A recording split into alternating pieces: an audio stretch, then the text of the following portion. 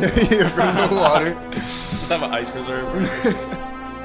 All right. So let's get into it.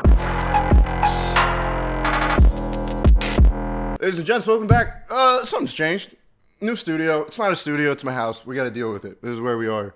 Welcome, Bruno Arnabar. Shake my hand. Thank you so much for coming. I appreciate it. Yeah. No, I'm excited, man. Because every time we talk, you get so passionate and talk about movie stuff that like, there's like the school of movies that I just don't comprehend at all, and you're like fully in on the theory and the philosophy of it and everything. So, haven't had that conversation yet, and I'm excited to. But let's start with your background because. So I watched a bunch of his short films on his YouTube channel, which you should all watch it. And no, of course they're really interesting. And you started out in animation. So where did you start?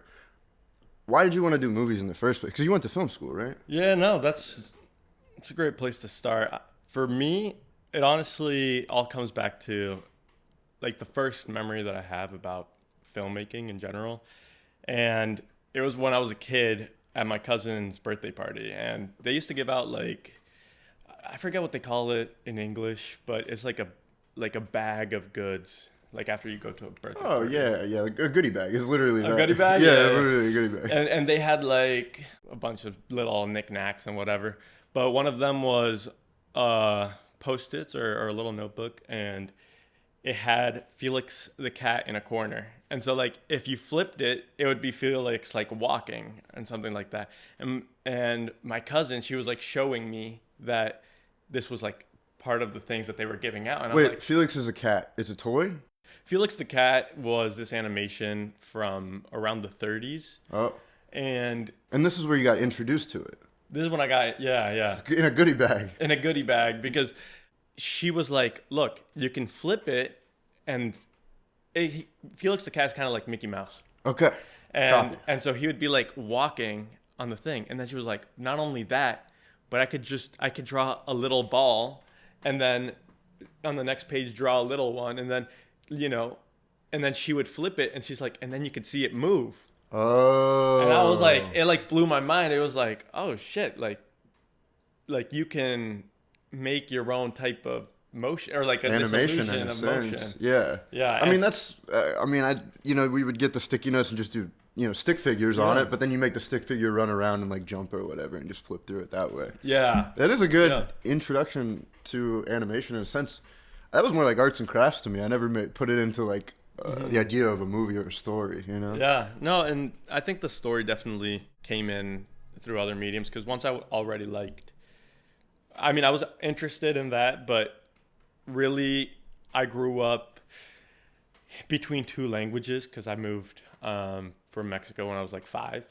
So my introduction to English, I was watching stuff in English with Spanish subtitles, and then eventually in Spanish with English subtitles. So like my entryway to kind of language was through movies and cinema. And I loved like Pixar stuff because I was just always drawn to the animation side of it. Dude, it's the best, man. I mean, as an adult, I cried like 3 times to Toy Story 3. Yeah. They call it Toy Story 3 for the amount of times that you're going to cry during the movie. Not because it's the third installment. Anyways. Yeah, I know.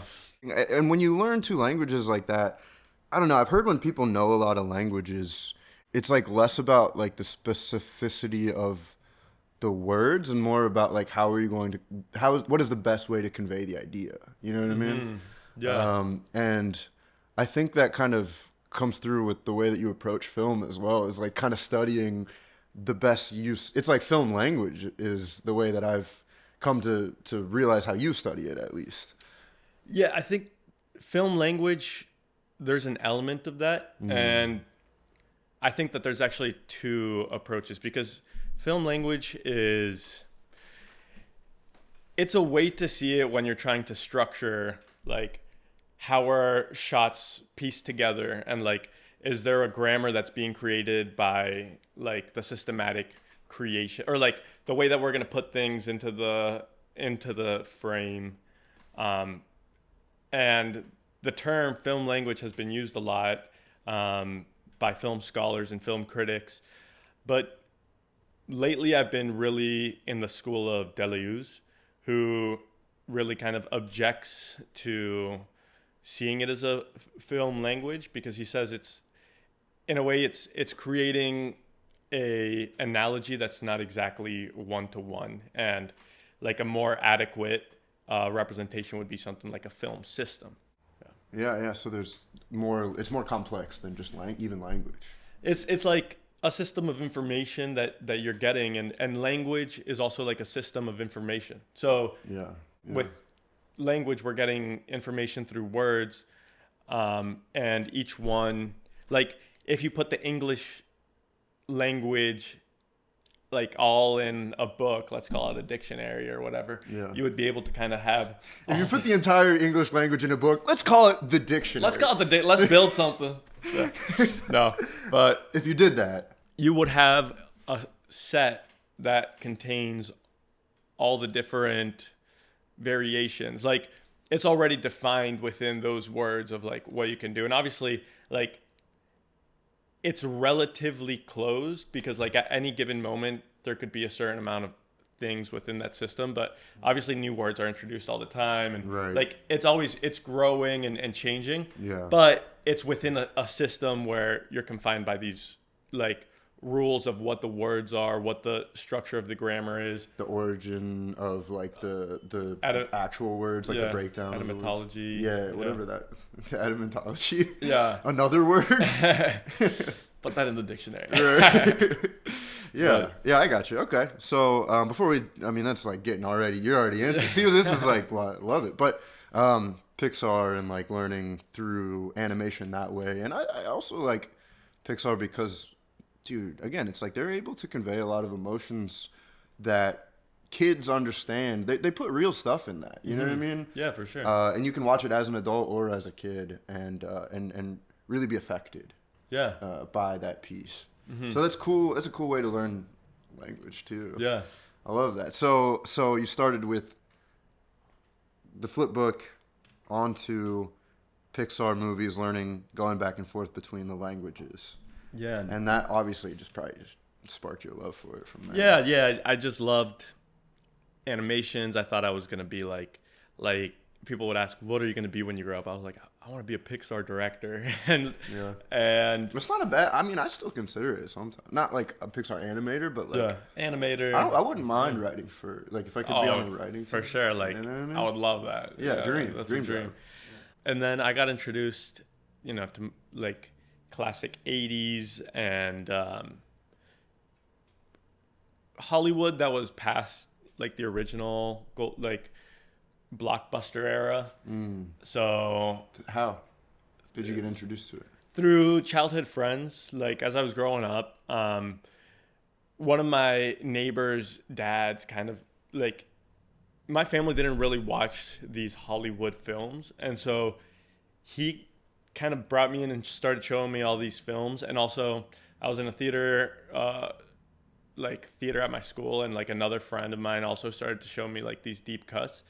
And so I was just like starting to get generally interested. I mean, you're already in drama too. That's again, it's a different medium, but it's very similar in writing and telling a story, and acting and lighting, all that sort of stuff. Yeah. Production value, very cool. Yeah. So, what was your? I know you're into the slow stuff. So, like, what was one of these ones during this time, the deep cuts that like stood out? Yeah. You see, I kind of break it up.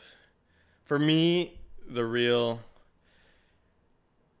breakthrough moment was going into college. My first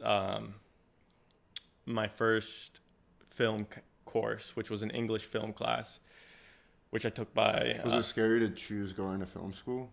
So I didn't actually go to film school directly. Okay. I came in as an engineer.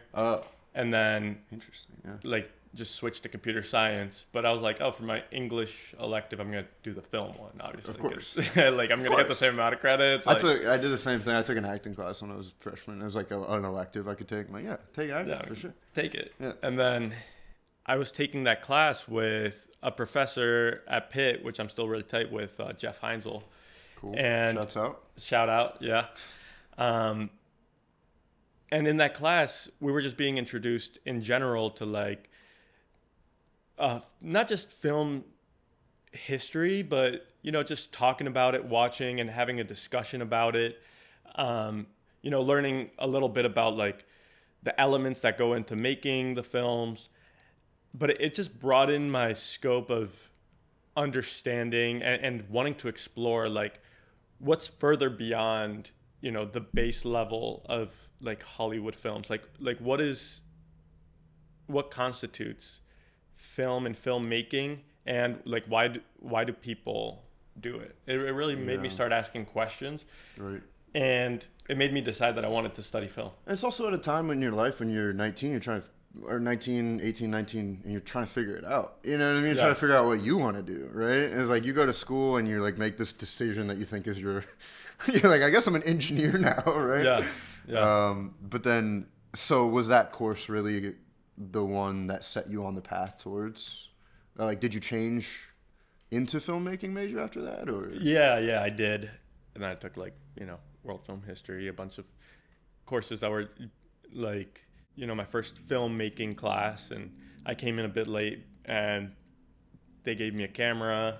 Whoa. Well, like it was like, a filmmaking class, but I was coming in late, so I had to get like the course materials, and like I was just renting them out from the school. They didn't just give it to me But that's what's cool about going to school for film is that they provide equipment a lot of the time. Yeah. You know what I mean? So it was cool because I rented out like the equipment, and it was like the first time that I just kind of sat there. Like I had made animations when I was younger too, like just like because I did claymations with my cousins and stuff like that. Because I loved that stuff. Did you have any characters? Yeah. What were they called? We were really inspired by like this one music video where there was this claymation character, and it was like about like the sunshine. He would just like morph and like turn into like all these things. Very cool. But was he did he save people? No, he just changed form. I forget exactly what happened. It was just like an amorphous video. Sure, there was no story. It was more about it was a character piece. In our films, sometimes we had like these. I guess sometimes there would be like fights between the characters. Sure. That's usually. I had King Fofo and Queen Yo It Up. It was like a story that I wrote. Okay. And they would fight like the evil boogers. You know what I mean? Yeah. Later, I did Evan 11, which was a rip off of Ben 10. Of Ben 10. Nice. And he would turn into he could turn into anything though. So like it was oftentimes he turned into Michael Jackson. He turned into a pencil. You know what I mean? Yeah, exactly. yeah, exactly. You get it. You gotta enjoy putting in like those sound effects afterwards when you're. Back in those days, I would say I didn't really have like, I didn't understand story, so like I would just put things on the camera. Do you now? Debatably. No, I'm just kidding. I have a better understanding. I know. I'm messing around. Like I had like the little digital camera, and I would have like these Halo action figures. Like a grunt and like the elite with the sword. I forget what it's called. Yeah. And you do a little stop motion. Yeah, stop motion Very of like cool. having the walk. Cool. But again, it was these like scenes. I mean, some of the music videos and things like that, they would have more of a story.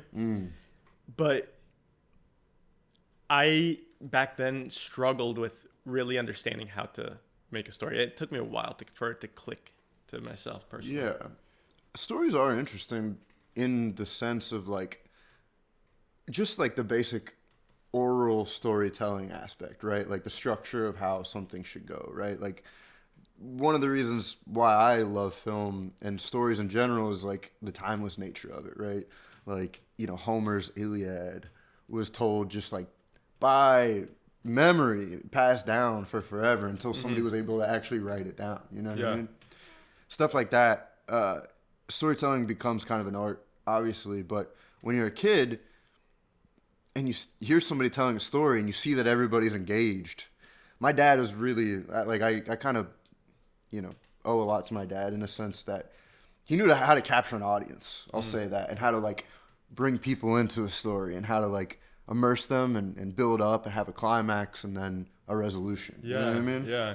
When you're a kid, the story is like, well, Johnny, he ran around just formless, and and then he fell, and then that's like the climax. But they just like don't have the beat to like, you know what I mean? Yeah.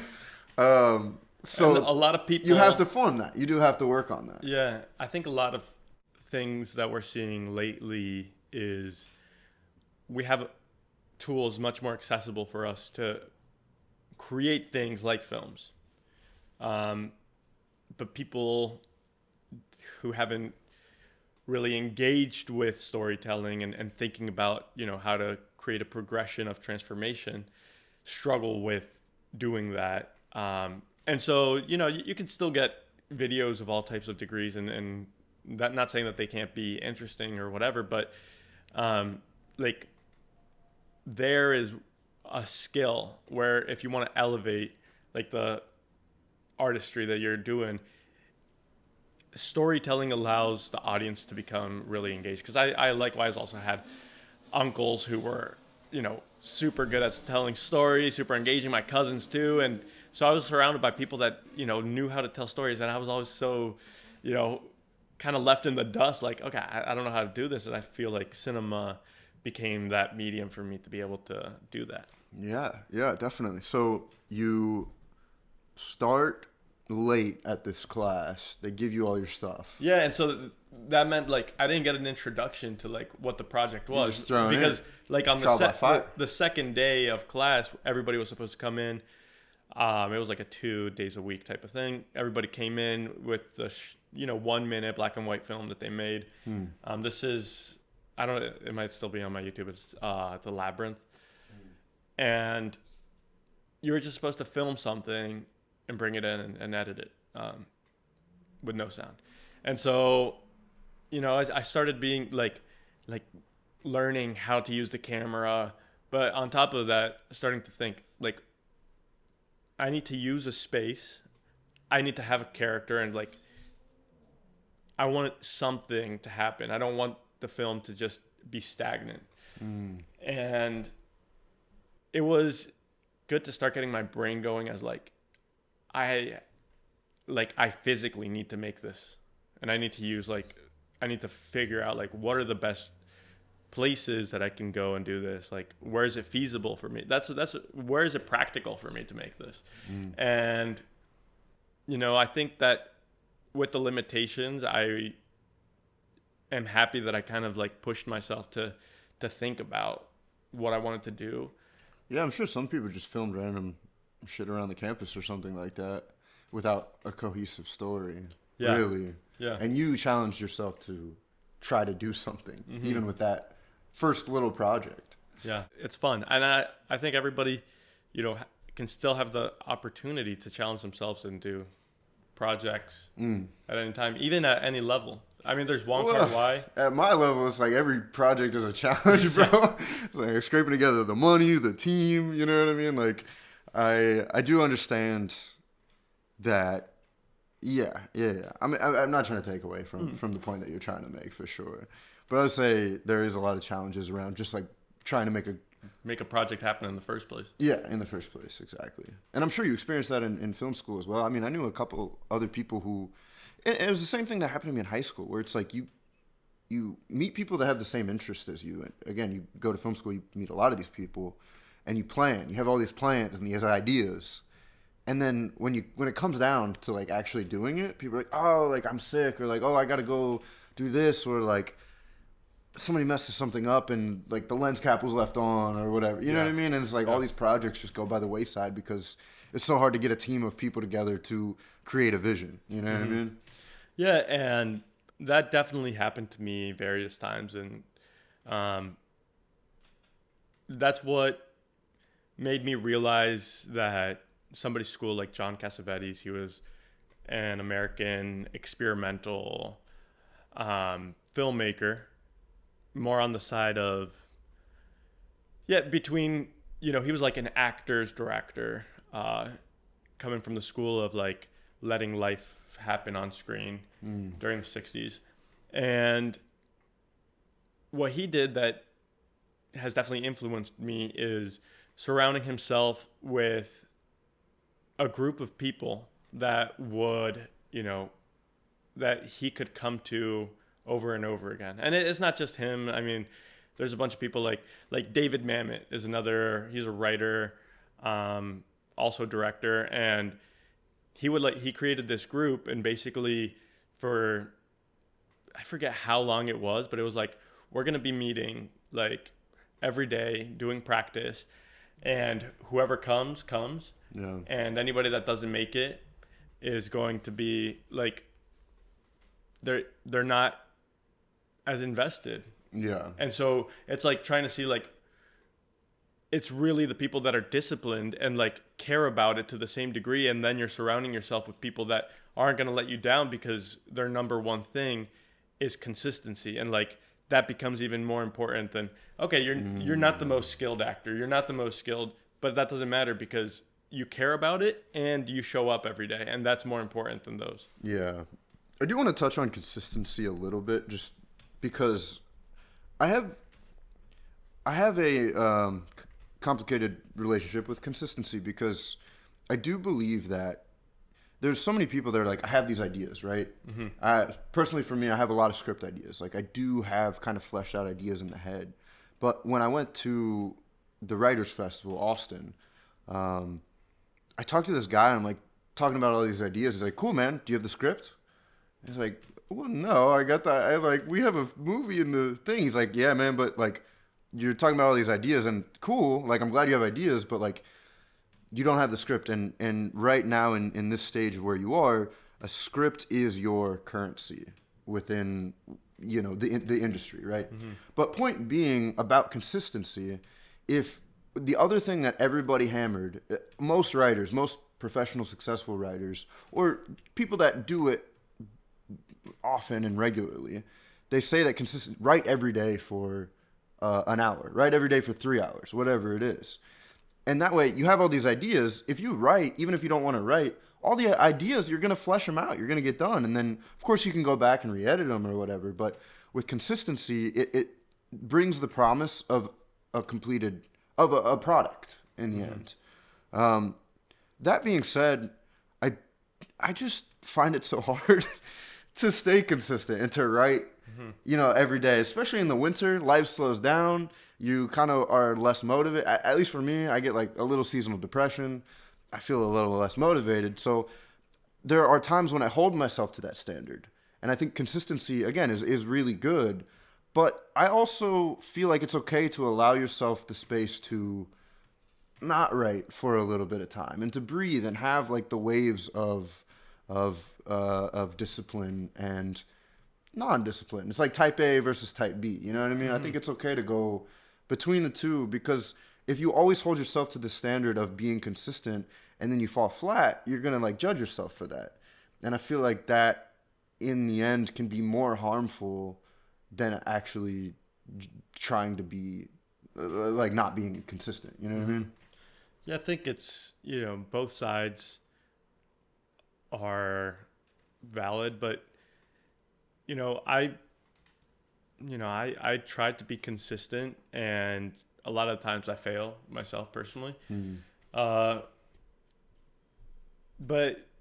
it's not about me kind of beating myself up. It's more about like trying to pick myself up for, getting back to consistency. So like I take like my project managing and like my capturing of ideas very seriously. And, sometimes, I get busy, and, I miss like categorizing the things that I was like capturing, and it gets, very over the top, and there's things everywhere, and it's a hassle to go in and do that. But like when I sit down and take care of everything and put the things I need to do where they need to go and organize my life, then I kind of tell myself, okay, I want to keep it organized for myself. I want to help myself.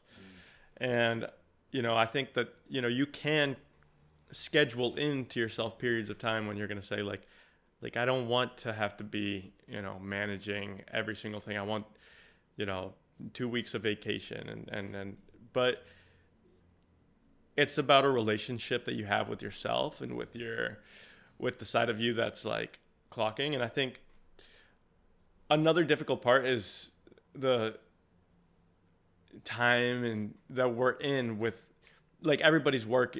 I mean, a lot of people The grind culture? Yeah. A lot of people are working other jobs, and that's that's taking part of your mental capacity. And so you only have so much effort that you can put into a day. So, you have to treat that reserve cautiously. So, I think it is difficult. It's very challenging.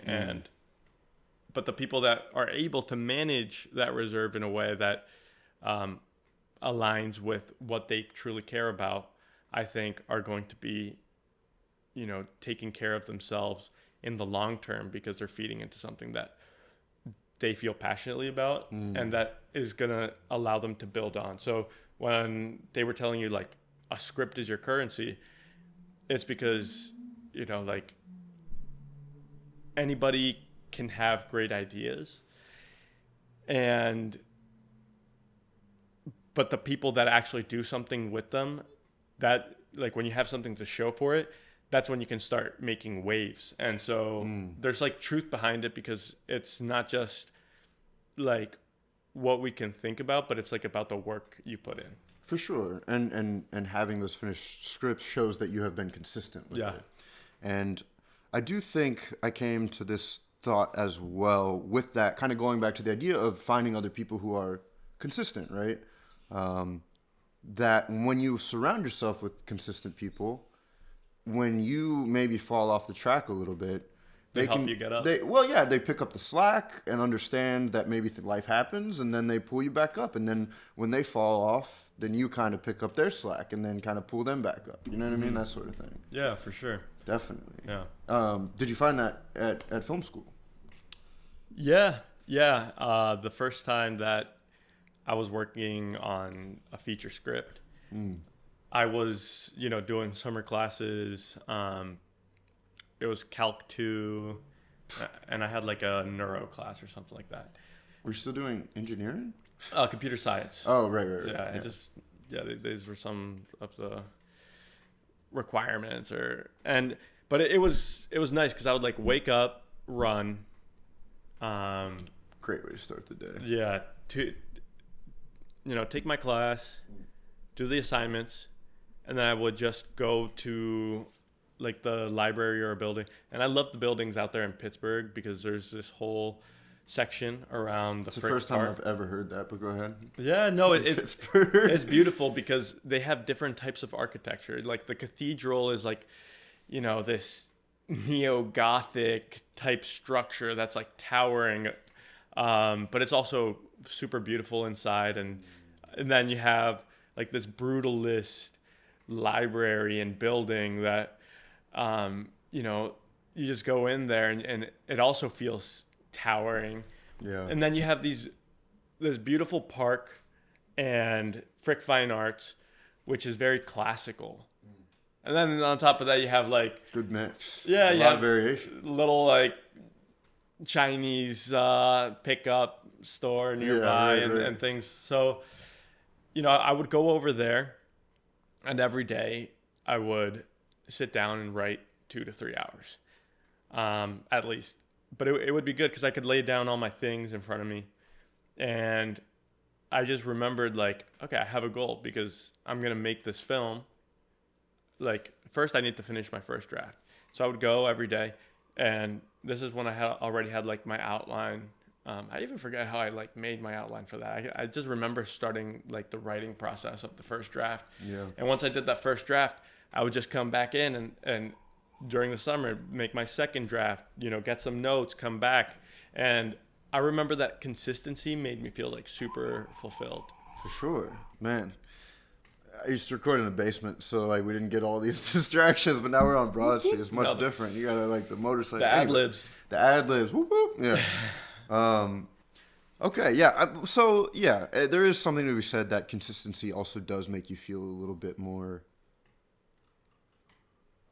like fulfilled. Like I said, well, and again, it comes on an individual basis, and when you sometimes, take a break, but at the end of the day, you're gonna feel better that you did 2 or 3 hours of writing. It's really, consistency is like the superpower that everybody has to be able to kind of tap into yourself, because how else are you going to tap into your potential if you're going to, like, if the thing that you're going to be consistent in every day is like going on social media and swiping for Well, it's 3 more hours. about like other people's ideas versus your ideas. Yeah. And if you set 2 to 3 hours a day to explore your ideas, Yeah. that is 100% more fulfilling. And I would say. but it also allows you to kind of bring yourself, like, to transform yourself, because you didn't. I mean, it all comes down to kind of seeing your own life as a movie, because if you don't put that energy in, you're not going to make that transformation. Yeah. But like, whatever you spend your time and energy in, like, that's what is being created.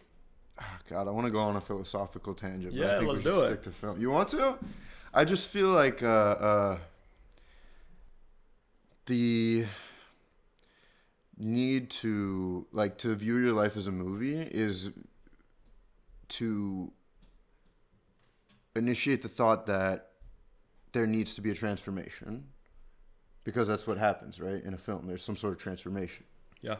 So Sometimes. I mean, yeah, that's if it's what a I'm good saying. movie. Yeah, if it's a good movie, Unless right? it's a completely static movie. Yeah. Then, My thing is, at least with Eastern philosophy, like the type that I investigate at least, talks about like, why do you feel the need to change? You know what I mean? mm-hmm. And you should accept like who you It's- are and everything. You know I what mean, I mean? there's two different aspects to it. Like, Sure. it's not only that, feeling a need to change. That comes from like inner willpower, but even aside from that, there's the factor that like change will happen because we live in a four-dimensional. We experience four-dimensional Change will happen. experience. Yeah. Everything So- changes always. So even with like an Eastern philosophy, you still need to be able to deal with and interpret change and come to peace to that with that. Yeah. But you're not. I would say the difference is like you're not the one shaping it. You're kind of accepting it and like going with it. Whereas like the idea of viewing your life as a movie, just to like keep that as like a grounding point, where you're shaping the change, comes with meaning that you feel like you need to change. You know what I mean? Mm-hmm. And that means you're not accepting who you are currently. I mean, for me, I'm super influenced. The audience can't see this, but you have a dope Japanese 2001 poster, Yeah. which I'll try I to love. tell you at It's some point. Yeah, it's one of my favorite films. Okay. I mean, if not my favorite of all time. Wow. And I would say it's, relatively based off of Nietzsche's Thus Spoke Zarathustra, which at the center of it also has this meta story in the same way that we're talking about life as a meta cinema. Thus Spoke Zarathustra is about this philosopher who lives up on a mountain For like what, 12 years or something like that? Yeah, and he's writing. I'm not sure of the time, but he's writing about like his philosophy. And when he finally gets all his thoughts together into a piece, he like comes down the mountain, Goes to share it with people, and people don't want to hear it. and people don't want to hear it. It's kind of like this like Socrates type figure, Yeah. and it's in this place of attractions, and obviously he sees like a bunch of people, they just care about like what's going on, so he's using metaphors of what they're seeing. Like there's The man on the tightrope the man on the tightrope, and with the bear.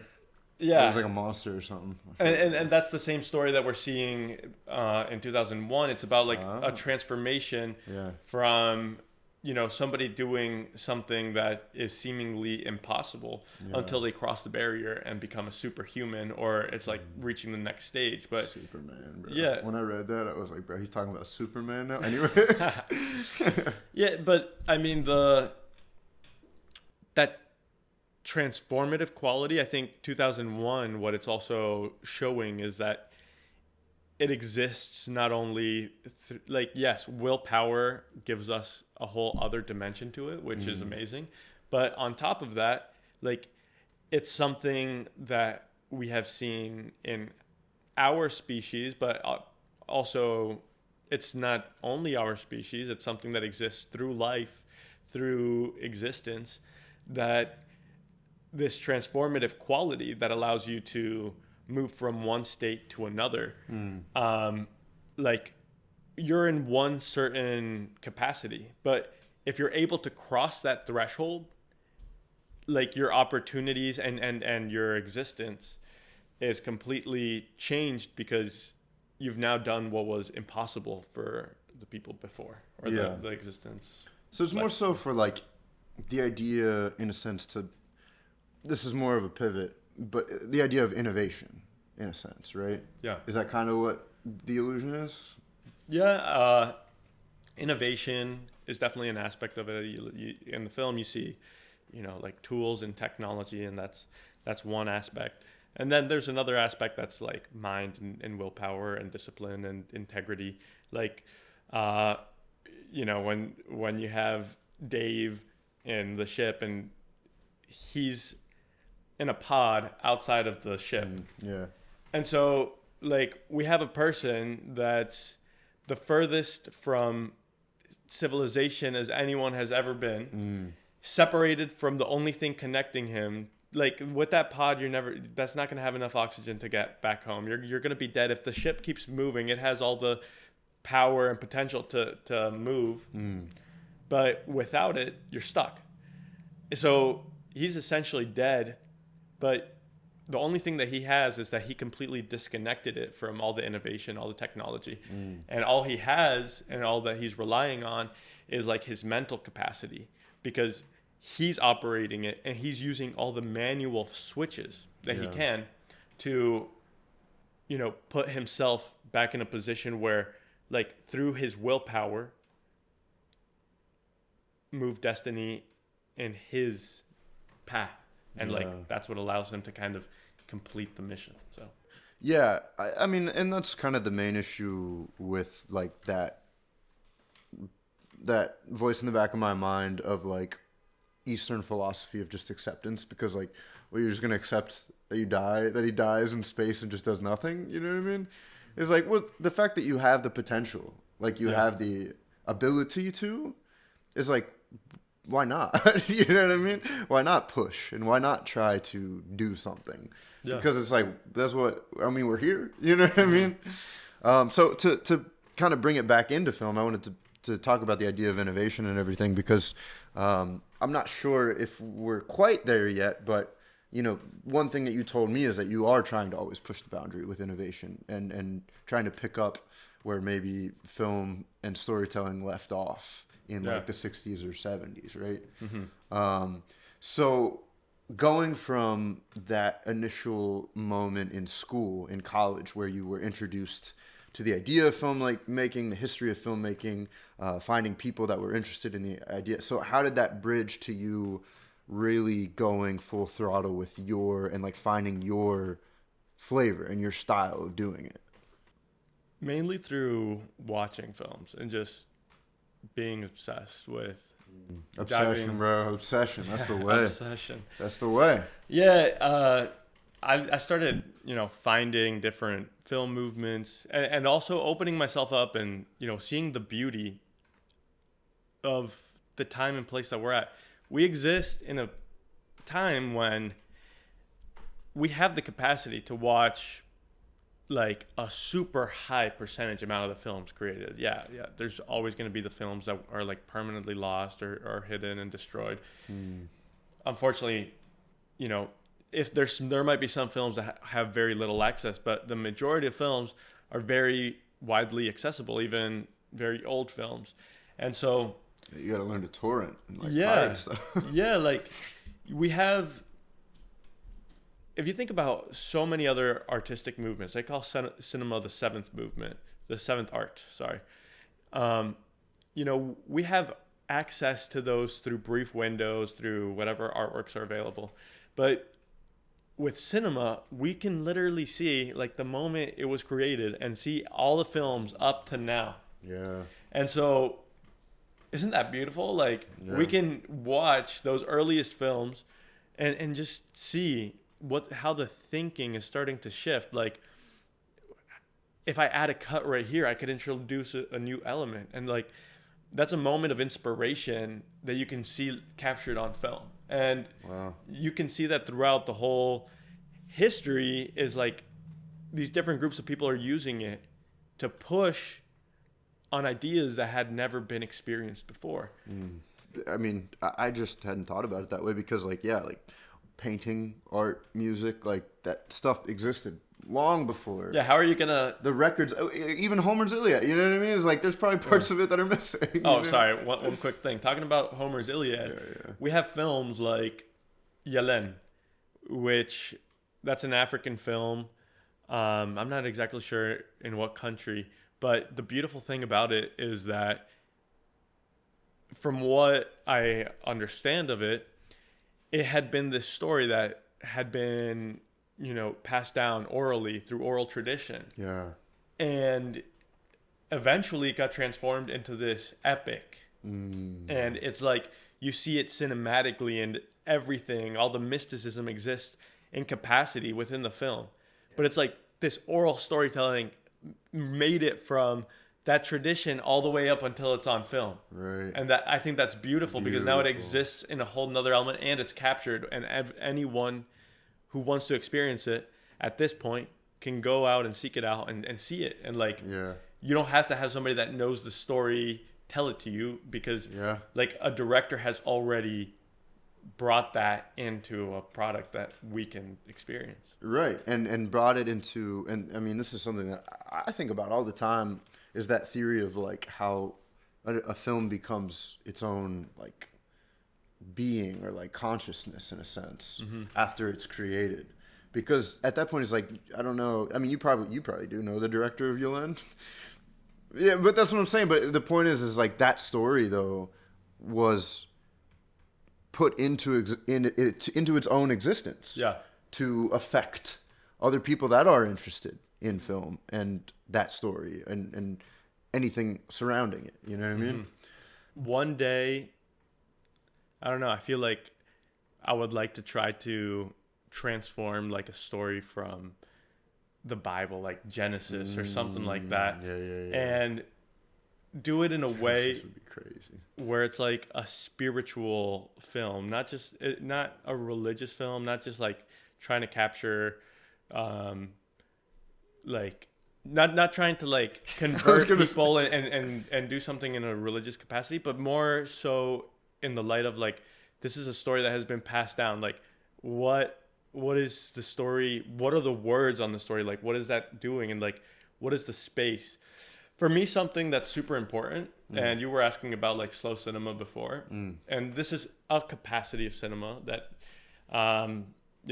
it's like Deli uses time image that differs from a movement image, which is more on like, the action, reaction, perception.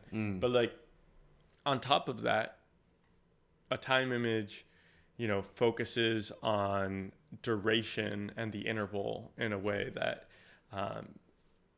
the other ones, don't maximize. So for me, something that's really important is like time dilation, because a lot of people see time as linear, but time can be contracted and it can also be expanded in ways that, you can experiment with that. And I think that's a beautiful thing about it. Even in your own life, like you can take a moment that could be like fleeting and pass by, but if you put more mental power into it and you witness one moment and then shift over to the next moment, you can experience each time as its own unit and kind of even let that moment linger for longer. Yeah.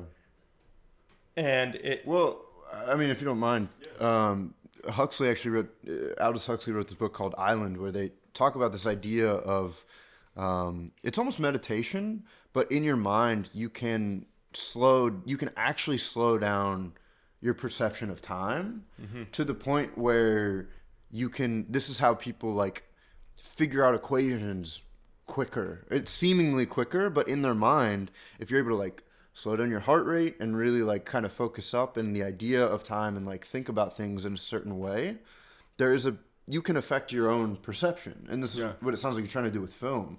But I think you can do it in real life too. Well, but I mean, Huxley, that was based on a Yeah. real study. Yeah. Everything in Island, people don't. Huxley made this book called Island, and it's a utopian future, and he goes through like the blueprints of what makes it a utopian future. And people think that he just made a lot of it up, that it's just fiction, and it is. But every single idea is based on a real study, a real experience that he had, a real phenomenon that he saw that worked. And that was something that is a real thing that, again, it is fiction, but it's based on the reality that you really can go. I mean, it's the same way when you're on, maybe not you, but when you're on psychedelics and you experience time differently. You know what I mean? I think it's a very difficult thing to study because it goes on in our internal systems in a way that is, you know, it's like freaking. It's not Schrodinger's cat. What is it? What's the quantum? I mean, there is Schrodinger's cat where you don't know if it's alive or dead. Yeah, I is that the one where you're like measuring an experiment and you affect the change that happens? I think. Oh no, that's the observational. That's gonna bug me. No, but I know exactly I know exactly when you observe something and it changes the effect of it for sure. Yeah, and Reading a book on nowadays that right now for sure. we have amazing medical equipment like MRI and different scanning tools to see what's going on in our brain, but at the same time, like how are you going to get into this like deep focusing state when you're being studied? It's already a difficult place to get to, and I don't think we're at a place right now when we can measure that, like how we can dilate time in our own lives. But I've experienced it firsthand. I know that it can be done. At least for me. Right. And that's the thing. It's always a personal and individual. It's all a subjective thing, and that's what I love about it, because time, we experience it as a subjective thing, and that's where I get the perspective that, time isn't linear, and that we can experiment with that. And so, long story short of how I got to, like wanting to mess around with and experiment and push the boundaries, I think there's a lot of things about the universe, about a personal experience that I can't communicate in other ways outside of cinema. And I think that we can, push the boundaries of cinema by looking at our own lives, by looking at the universe and thinking about like what elements are starting to now be pieced together, and that as an individual you can thread into a narrative and create something that couldn't have been done before because it's being built on top of everything else. It's a continuation of what has been done before. What has already been done. And you, last time we spoke, you had the statement that storytelling in cinema has not really evolved since the 60s. And I'm curious, expand on that, and then like how you think we can innovate past into and bring innovation back. Yeah. I don't think it hasn't evolved since the 60s, but what I do think is that in the 60s, they had created the modern form of cinema, and there have been some slight continuations, like in Taiwanese cinema and South Korean cinema, to say a few, and there's a lot more other, like, auteurs have definitely continued to push forward in that light, but what we had in the 60s was this explosion of seeing cinema as this modern art form, and it was this cultural acceptance that it had the power to create this new form of art. And so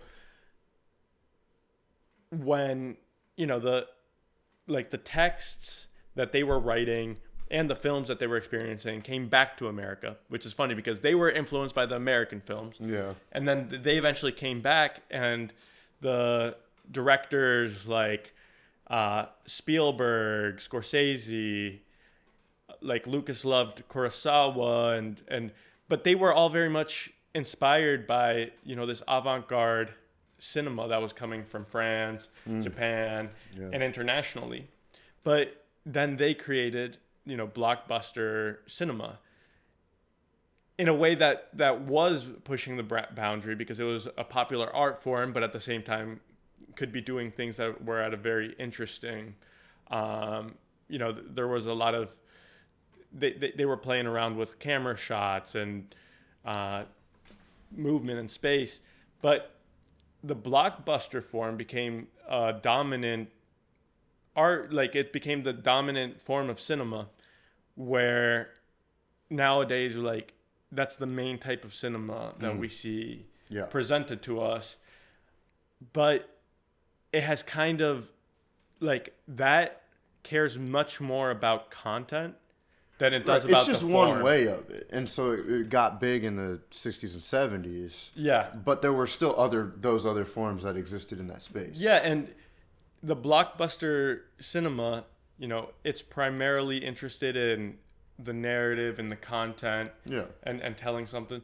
But it completely loses the aspect of the cinematic form and like playing around with the medium as a medium. Yeah. I mean, obviously there's, the edge cases and people have continued to move forward from there. But if we see time as a continuum, like where cinema became on this modern form in the 60s, there hasn't really been a progression to take it to a further state than that. We're still that's still like they figured out a format that worked to sell money to get money and get people into the theaters and like build an industry off of that, which again, important. So that way, there is a space and a place for. But I don't even think that the blockbuster approach is like the modern cinema. I think that kind of goes back into like a little bit more conservative and taps deeper into like the Hollywood heart where it was built out of. Yeah. The more modern approach that was in the French cinema had a play between memory and time and the way that a frame or a scene, a shot can interact with each other and what it can signify and how it can bridge into our own experience of the film in a way that like that hasn't been that's been like the hard boundary where we've been at since then. Yeah, I mean, so how do you how do we we hit a wall, right? We hit a ceiling, or most people hit a ceiling. Do you think that there have been other innovators between now and then? And how do you suggest if, again, it's a big idea, right? To be able to like say we should all innovate, right? But how do you suggest that we continue to progress the medium? Yeah. And there has definitely been innovators and a lot of artists that have pushed the boundaries since then. But I think that like a way where we can kind of bring cinema to the next stage is through experiencing life and being able to see what elements like cinematic medium can be manipulated to extend the reach of like what modern art is. For example, like what I love about an artist like David Lynch is that he is able to kind of create this modern abstract expressionist film where each scene makes sense and you can follow each scene. But then when you take one step back, it doesn't quite line up with how all the scenes fit together. Yeah. But then you take one more step back and you can see how they fit together. Yeah. But really, within each scene, you get this hard emotional impact. Whereas you're watching it, you're feeling this experience and it's conjuring up emotions at every moment. And that itself is also tying this thread of your experience as you're watching it. So like this modern abstract expressionist approach, that's something that has definitely continues to be pushed. And likewise with slow cinema, there's something to be said that you can sit down and watch a 7-hour film that has less than 30 shots. And what does that mean for your watching experience? That means that every shot has a long duration, but it also means that while you're watching it, you're existing within the interval, and you're existing within that duration. So for these moments when you're within the film, you're now experiencing a time and a pace of time that you don't experience in your own life. And so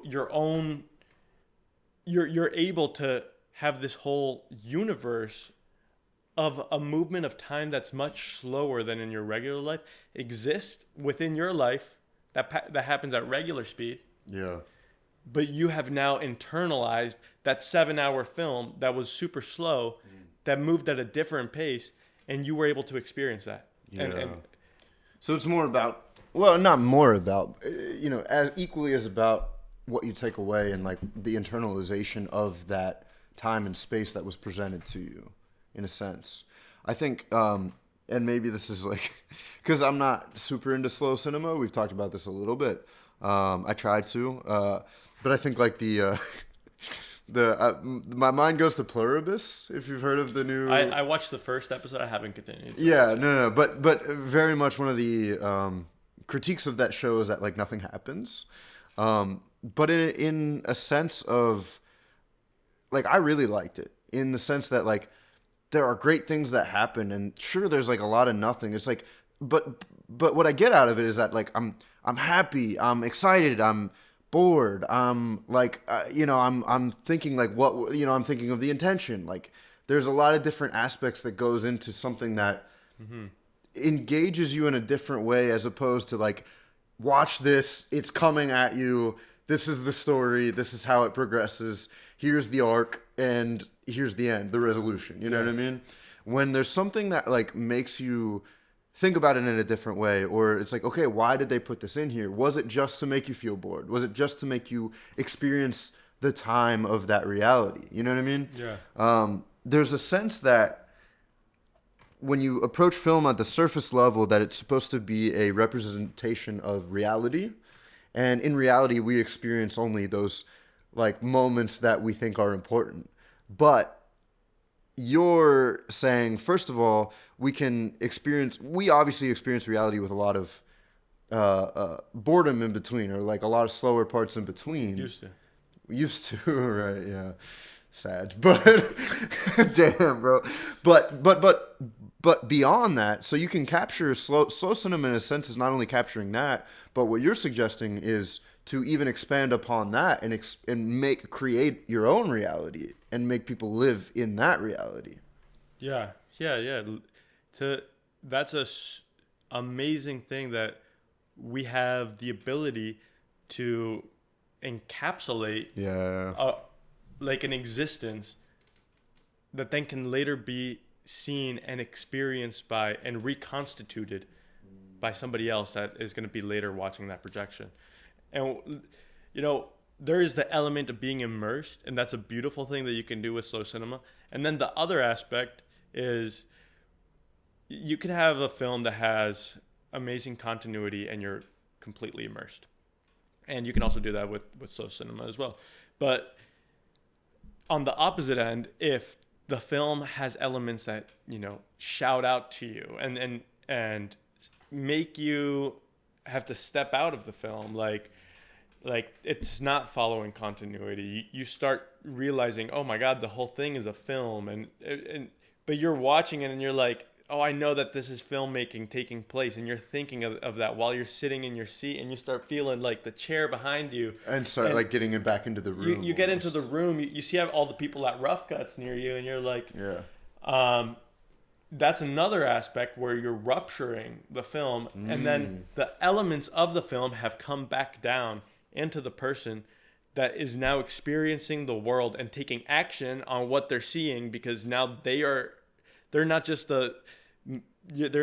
hypnotized by the film, but now they have broken the connection, which in a lot of cases, like if you have a bad film and this isn't purposeful, this could be a bad thing. But like if this is something that you're trying to spark within your audience and get them to be active, it can be also a very powerful emotion that you can, get them to start, seeing like, oh, like it's a film and they're interacting with me and I'm here and like I'm enjoying it. Yeah. But it's also starting to play like, oh, how would that character know that I'm here? Like, do they know that, like, can I just go out and talk to the universe and like the universe is going to, like, there's someone watching. Oh, it like adds another layer. It could add another layer because right. now it like expands the metaphysics because it does the rupture of that whole system and it allows you also to realize the ruptures in your.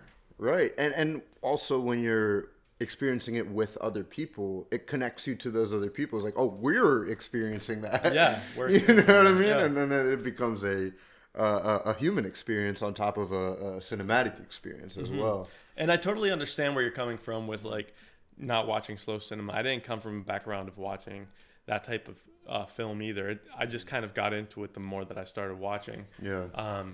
Because it is a different art form, and a lot of the times you find that they have a very spiritual, philosophical basis behind them, which piqued my interest as well because I love those subjects.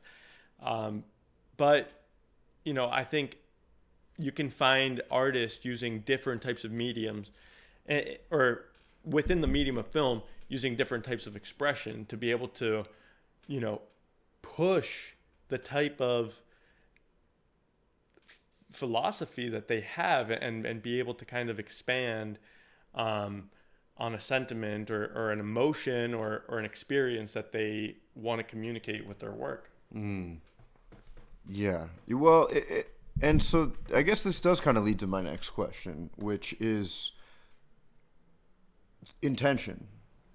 So what would your, like, with all these philosophical values and spiritual values, as well as the value of challenging and innovation and the value of the medium itself, what is your intention? Like, what is your, like, mission statement as a filmmaker? You know what I mean? As dumb as that sounds, but like, because you think about it on that macro scale and you take everything into account, what would you say that you, like, what do you want to, like, put into? Is it just challenging people and the way they think about the medium, or is it a philosophical impact that you're trying to create? You know what I mean? Like, what are you trying to do with that?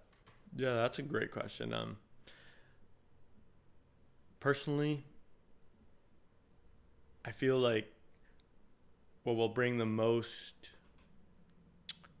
fulfillment into the films that I make is immersing them with life. And that extends from like my own life experience, from stories that I've heard, from points of fascination and ideas that should be explored. And I think that ideas that would be interesting to bring into a conversation, those are definitely very important.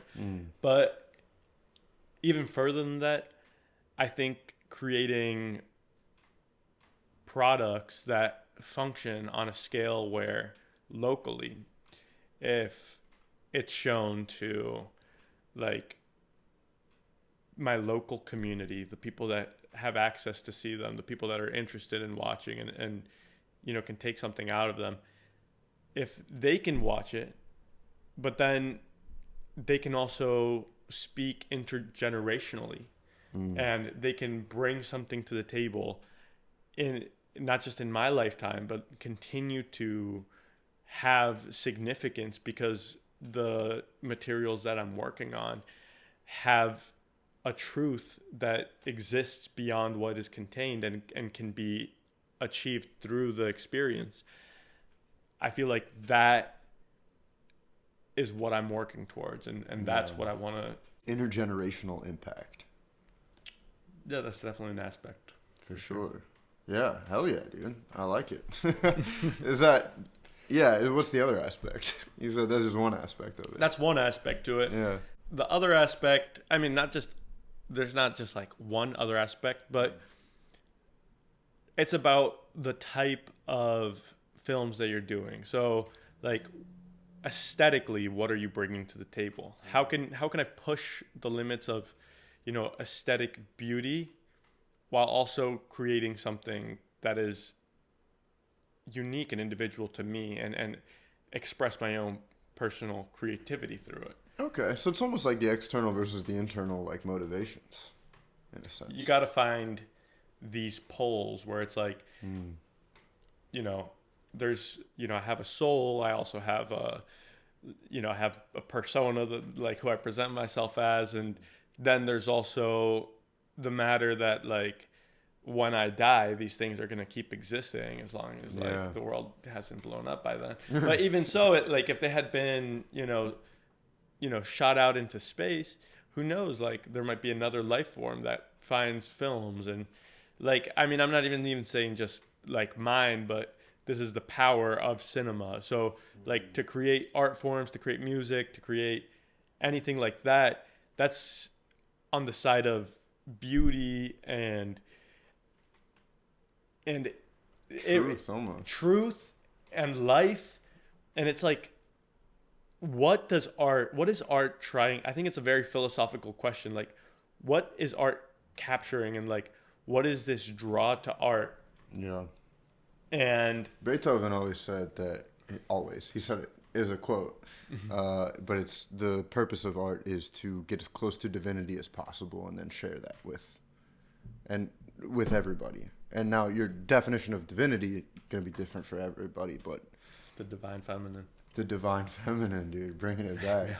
Really? Yeah, definitely. But it's a very philosophical question, and I, there's a lot that goes into that. But I definitely enjoy. That's why I enjoy the experience hanging out with you, because, like, again, you think of all of the things. You don't think about just one aspect of it. You take into account, and even if you categorize, like, oh, I don't like this aspect of filmmaking, or I don't like this thing, you still think about it. You still, like, consider it. You know what I mean? And so, dude, I'm just glad to have, like, people like you around. You know what I mean? Glad to have people like you that do execute and do create and do try to follow their intuition, because, again, it will hopefully lead to innovation. If it's not through you, it's who you inspire through your way of doing it. You know what I mean? And I believe that intergenerational impact is noble as any other motivation could be. You know what I mean? Yeah, definitely. Yeah, and the cinema, it can be, it has tremendous power, and it, I love the positive aspects of it, and that's what I want to push.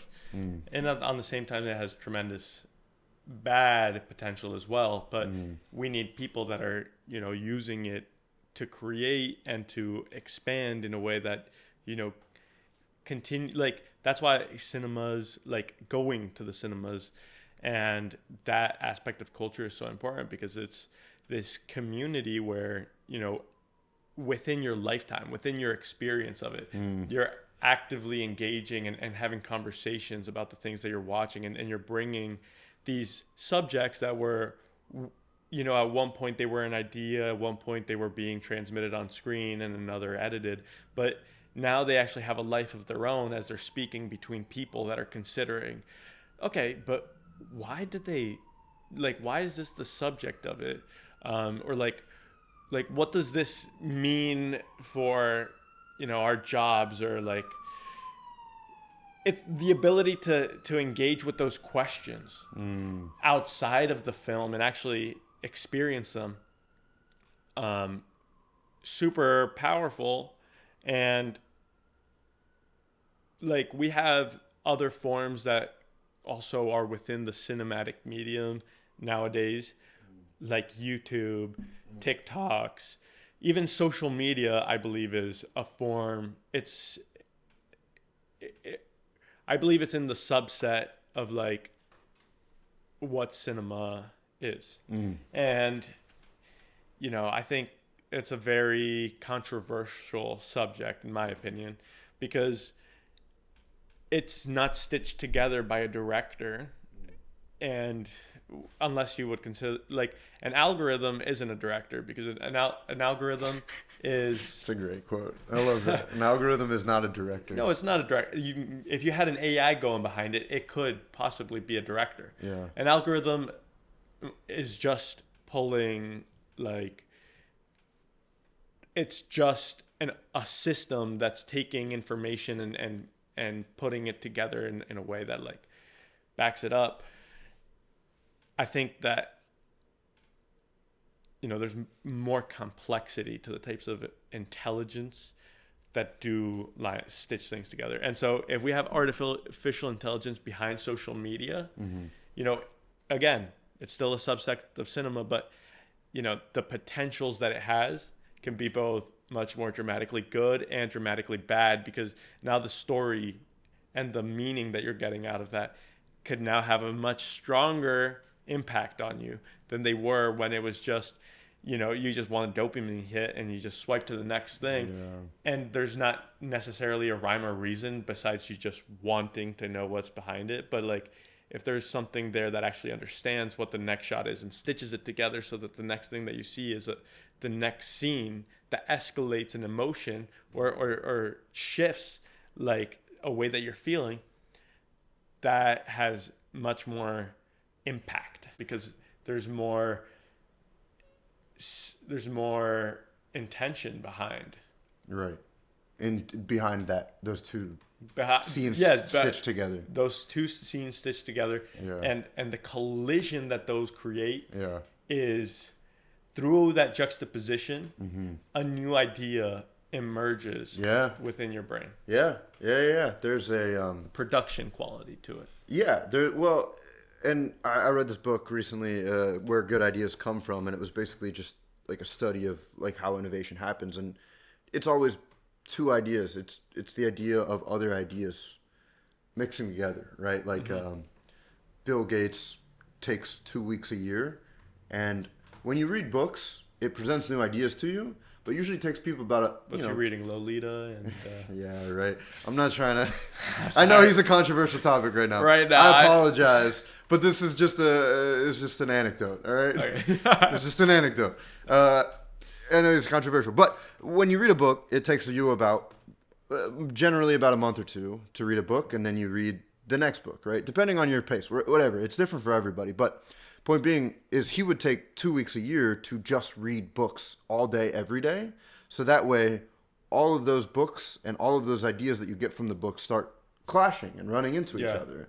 And that's where innovation happens. For sure. When you have a lot of things, which is, I agree so, like, wholeheartedly, that there's a lot of good things that can come from social media and a lot of bad things. Good things is that you get you're exposed to so many different ideas and possibilities that it can generate new things. But it can also just make you complacent and just a consumer at the end of the day. You know what I mean? Yeah. But I don't want to get lost in that, like, tranche. Like, that it's more about the idea of again, what we're trying to do.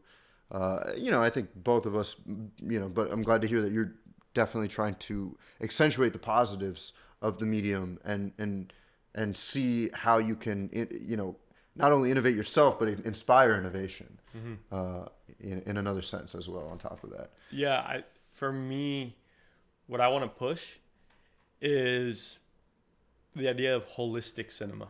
And seeing how through parts a whole emerges. Yeah. And I liked what you were saying about Lynch, about how he just, like, creates a feeling. Yeah. And each scene makes sense, and then you look at another layer, it doesn't really make sense.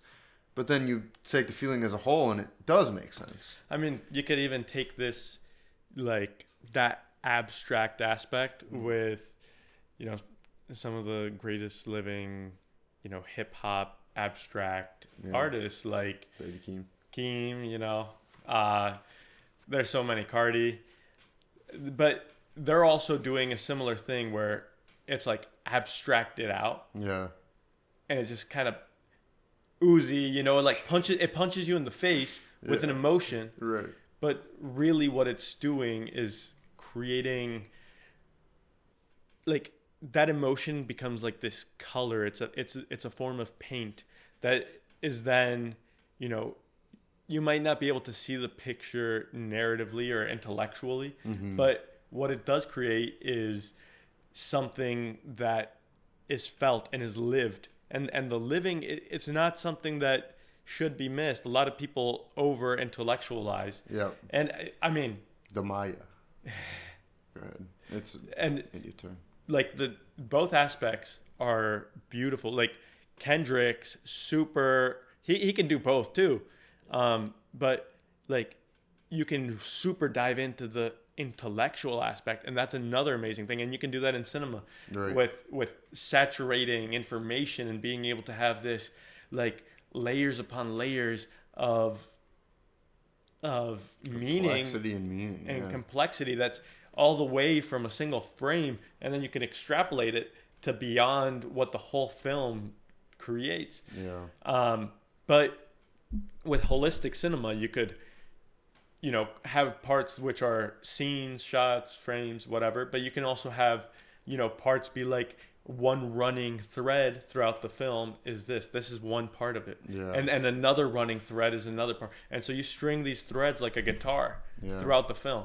But at the end, that's the thing. All the elements come together to create one single whole, and that's the important thing. It all lines up to be like a pyramid where it has a single point. Right. A holistic film. Yes. And I think that's where we're gonna wrap it up, dude. Sounds good. Because that is what we're trying to do here. I think we're, you know, throughout, dude. We explored space and time. We explored a new studio. We explored philosophy. We explored it all, dude. I think we got it. We covered it. For sure. Gang. Yeah. Before we get too lost in the sauce, even more, dude. I mean, I could talk to you for hours and hours and hours.